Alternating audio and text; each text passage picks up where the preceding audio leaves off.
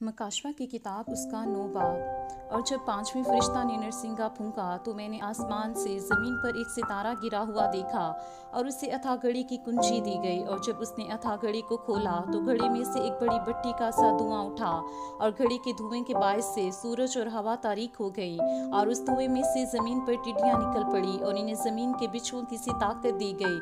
और उनसे कहा गया कि उन आदमियों के सिवा जिनके माथे पर खुदा की मोहर नहीं, ज़मीन की घास या किसी हरियावल या किसी दरख्त को जर ना पहुंचाना और इन्हें जान से मारने का नहीं बल्कि 5 महीने तक आदमियों को अजियत देने का इख्तियार दिया गया। और उनकी अजियत ऐसी थी जैसे बिच्छू के डंक मारने से आदमी को होती है। उन दिनों में आदमी मौत ढूंढेंगे मगर हरगिज ना पाएंगे और मरने की आरज़ू करेंगे और मौत उनसे भागेगी।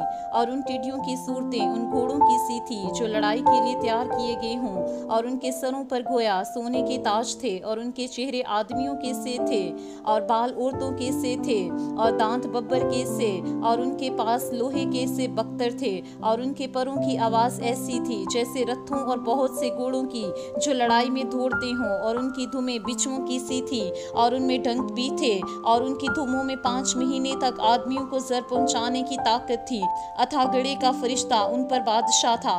उसका नाम अब्रानी में अब्दून और यूनानी में अपलून है। पहला अफसोस तो हो चुका, देखो इसके बाद 2 अफसोस और होने वाले हैं। और जब छठे फरिश्ता ने नरसिंगा फूंका तो मैंने उस सुनहरी कुर्बानगाह के सींगों में से जो खुदा के सामने है ऐसी आवाज सुनी कि उस छठे फरिश्ता से जिसके पास नरसिंगा था कोई कह रहा है कि बड़े दरिया यानी फरात के पास जो 4 फरिश्ते बंधे हुए हैं उन्हें खोल दे।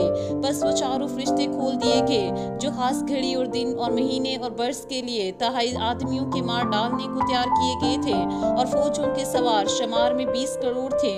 मैंने उनका शमार सुना और मुझे इस रोया में घोड़े और उनके ऐसे सवार दिखाई दिए जिनके बख्तर आग और सुंबल और गंधक के से थे और उन घोड़ों के सर बब्बर के से थे और उनके मुंह से आग और धुआं और गंधक निकलती थी। इन तीनों आफतों यानी उस आग और धुएं और गंधक से जो उनके मुंह से निकलती थी तहाई आदमी मारे गए क्योंकि उन घोड़ों की ताकत उनके मुंह और उनके धुमों में थी, इसलिए कि उनकी धुमें सांपों की मानित थी और धुमों में सर भी थे। उन्हीं से वो जर पहुंचाते थे। और बाकी आदमियों ने जो इन आफतों से ना मरे थे अपने हाथों के कामों से तौबा ना की कि शायतीन की और सोने और चांदी और पीतल और पत्थर और लकड़ी की मूर्तों की प्रस्तिश करने से बाज आते जो ना देख सकती हैं, ना सुन सकती हैं, ना चल सकती हैं। और जो खून और जादूगरी और हरामकारी और चोरी उन्होंने की थी उससे तौबा ना की।